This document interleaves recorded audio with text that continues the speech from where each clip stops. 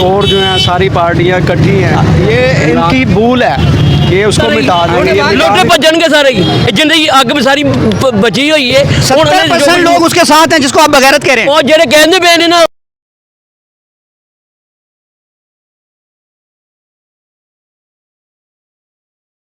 अस्सलाम वालेकुम। वालेकुम अस्सलाम। क्या नाम है सर आपका? शबीर हुसैन। अच्छा शबीर साहब, मुझे बताइएगा कि अगले इलेक्शन में किसको वोट दे रहे हैं? इंशाल्लाह पीटीआई को देंगे इमरान। उसकी वजह क्या है?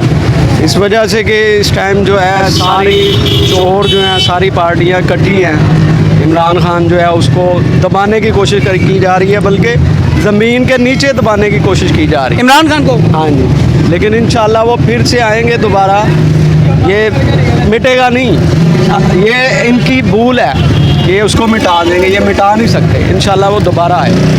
आप इमरान खान साहब का नाम ले रहे हैं, आप उठा लिए जाएंगे फिर?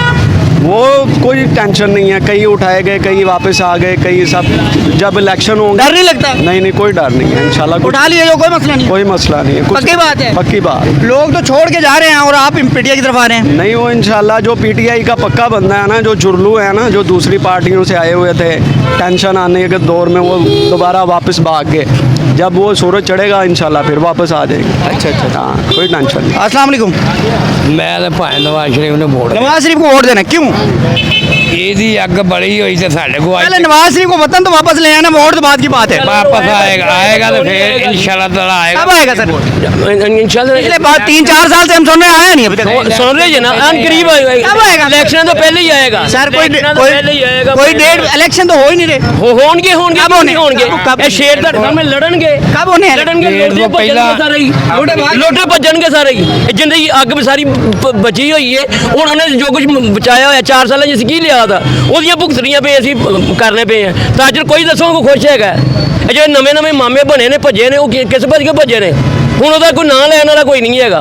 इस टाइम ਨਾਂ ਦਾ ਲੈਣ वाला हजे भी अच्छा, है। इस टाइम जो हुकूमत है आपको पता है कि वो नवाज शरीफ के लोगों की है, उसके भाई की है, भाई उसका वज़ीर आज़म हाँ जी, है। है। फिर आप मुतमईन है हुकूमत से? अलहमदुलिल्लाह मुतमईन ਅਸੀਂ अभी ਅਸੀਂ ਮੈਨੂੰ 43 ਸਾਲ ਬੇਟਾ ਜੀ ਹੋ ਗਏ ਨੇ ਕੰਮ ਕਰਦਿਆਂ ਨੂੰ। ਠੀਕ ਹੈ। ਅਲਹਮਦੁਲਿल्लाह ਮੈਂ ਜ਼ਿਆਦਾ ਦੌਰ ਵੀ ਦੇਖਿਆ, ਨਵਾਜ਼ੀ ਦਾ ਵੀ ਜਦੋਂ ਦੌਰ ਚੰਗਾ ਆਇਆ, ਨਵਾਜ਼ੀ ਦਾ ਦੌਰ ਹੀ ਚੰਗਾ ਆਇਆ, ਔਰ ਕਾਰੋਬਾਰ ਅਸੀਂ ਤਾਜਰ ਅਸੀਂ ਖੁਸ਼ ਰਹੇ ਹਾਂ, ਅਸੀਂ ਮੁਲਾਜ਼ਮ ਨੇ ਕਰ ਰਹੇ ਹਾਂ, ਉਹਦੇ ਬਾਵਜੂਦ ਅਸੀਂ ਖੁਸ਼ ਰਹੇ ਹਾਂ। ਜਦੋਂ ਇਸ ਬਗੈਰਤ ਆਇਆ ਉਹਦੇ ਬਾਵਜੂਦ ਬੇੜਾ ਗਰਕ ਹੋ ਗਿਆ ਫੜ ਕੇ। 70% लोग उसके साथ हैं जिसको आप बगैरत कह रहे हैं। ਉਹ ਜਿਹੜੇ ਕਹਿੰਦੇ ਪਏ ਨੇ ਨਾ, ਉਹ ਵੀ ਹੌਸਲੇ ਨਹੀਂ ਰਹਿਣੇ। ਸਾਨੂੰ ਪਤਾ ਹੈ ਉਹਨਾਂ ਨੇ ਉਸਲੇ ਟਾਈਮ ਨਹੀਂ ਰਹਿਣਾ, क्योंकि आप लोग उठा लेंगे। ਕਿਹਨੂੰ ਉਠਾ ਲਾਂਗੇ? ਇਹ ਸ਼ਰੀਫ ਆਜ ਮੌਜੀ ਦਾ ਮੈਨੂੰ ਉਠਾ ਲਾਂਗੇ। ਅਦਾ ਕੀ ਕਰਾਂਗੇ ਅਸੀਂ? खुद कह रहे आप तो खातूनों को खवातीन को उठा रहे हैं, तो ये बेचारे क्या कहेंगे? ਇੰਜ ਸ਼ੇਰਾਂ ਨੇ ਅੱਜ ਤੱਕ ਕਹਿ ਨਹੀਂ ਕੀਤਾ। ਘੱਟ ਕੀਤੀ ਸੀ। ਦਿੱਤਾ ਹੈ। ਕਿਹੜੀਆਂ ਬੇਟੀਆਂ ਵਾਲੀਆਂ ਦੱਸੋ ਕਿਹਨੂੰ ਦੱਸਿਆ?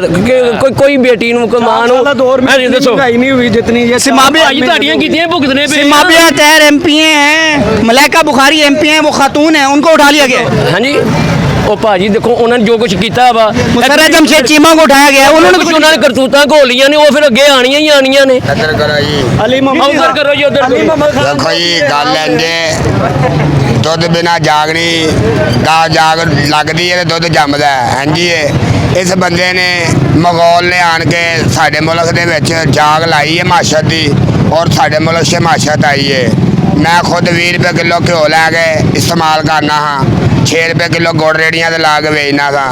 ਗੱਲ ਕਹਿਣ ਦਾ ਮਕਸਦ ਹੈ ਸਾਡੇ ਮੁਲਕ ਨੂੰ ਡੋਬਣ ਵਾਲਾ ਇੱਕੋ ਸ਼ਖਸ ਹੈ, ਔਰ ਇਹਨੇ ਜਾਗ ਲਾਈ ਹੈ, ਔਰ ਐਸੀ ਜਾਗ ਲਾਈ ਹੈ ਪੂਰੇ ਮੁਲਕ ਦੇ ਵਿੱਚ ਮਾਸ਼ਤ ਆ ਗਈ ਹੈ। की ना है उस शख्स का? ਉਸ ਸ਼ਖਸ ਦਾ ਇੱਕੋ ਹੀ ਨਾਂ ਹੈ, ਨਿਆਜ਼ੀ ਉਹਨੂੰ ਕਹਿੰਦੇ ਨੇ, ਤੇ ਹੈ ਮਗੋਲ ਦੀ ਲਾਦ ਹੈ।